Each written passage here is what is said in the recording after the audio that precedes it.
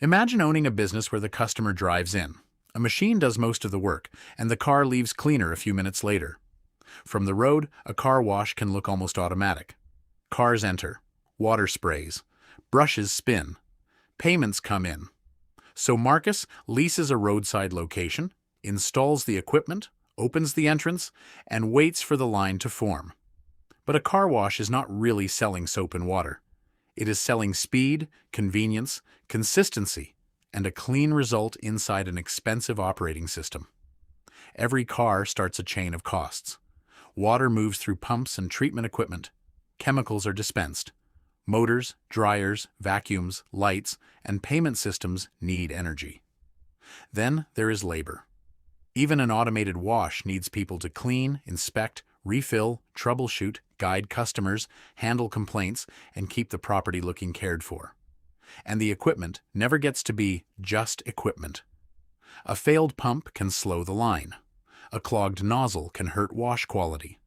A broken vacuum creates another disappointed customer. If the main wash system goes down, Marcus can have a perfect location, a sunny day, and a line of willing customers, with no way to serve them. That creates the first rule of car wash economics. The site only earns when cars are moving through it. An empty wash bay is expensive space producing nothing. But a long line is not automatically good news either. If the wait looks too long, some drivers leave before they ever pay. So Marcus has to attract enough cars and move them through fast enough. Location helps. A visible site near roads people already use can make the wash convenient. But traffic alone does not guarantee customers. Drivers notice the entrance, the cleanliness, the wait, and whether the wash actually works. They remember the last time they paid and drove away with dirty wheels or soap still on the car. So Marcus is also selling trust that the same process will work next time. Now follow one payment. Part effectively goes toward water. Another part goes toward electricity or gas. Another toward chemicals. Then come property costs, labor, maintenance, repairs, payment processing, insurance, cleaning, taxes, and replacement parts. The payment looks simple at the terminal. Behind the scenes, it immediately has a lot of jobs.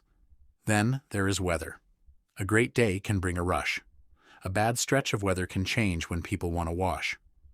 After messy weather, demand can pile up at the same time. So Marcus has to build for peaks without paying for too much unused capacity when demand is quiet.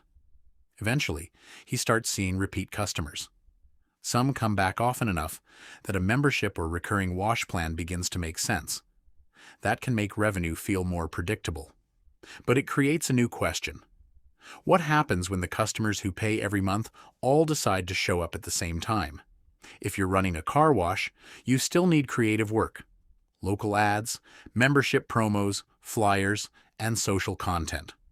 Penji can handle that design workload. Visit Penji and try it, or if you want to see how it works first, book a free demo through the link in the description. Now back to that question.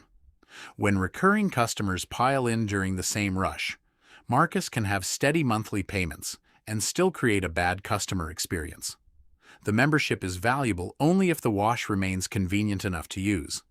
Now, capacity becomes the bottleneck. A slow entrance creates a line before the wash starts.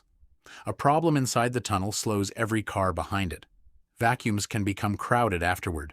One bottleneck simply moves the frustration somewhere else. That is why throughput matters. Marcus is not only asking, how many customers can I attract? He is asking, how many good washes can this site complete without making people regret coming here? Then comes pricing. Charge too little, and every car contributes less toward the expensive system behind it. Charge too much, and customers start comparing the wash with every alternative nearby. Memberships add another layer. A light user may visit occasionally. A heavy user may visit far more often. The answer is not to fear frequent customers. It is to understand how pricing, usage, capacity, and retention work together. Then there is the part that looks least passive of all. Someone has to notice the strange noise before the motor fails. Someone has to refill chemicals. Someone has to clean the vacuums. Someone has to inspect wash quality and respond when a customer is disappointed. Automation can make the process faster. It cannot make poor maintenance profitable. So what does Marcus really own? Not just a tunnel full of equipment. He owns a system that converts traffic into repeatable customer experiences. The land matters. The equipment matters. The weather matters. The speed matters. The maintenance matters.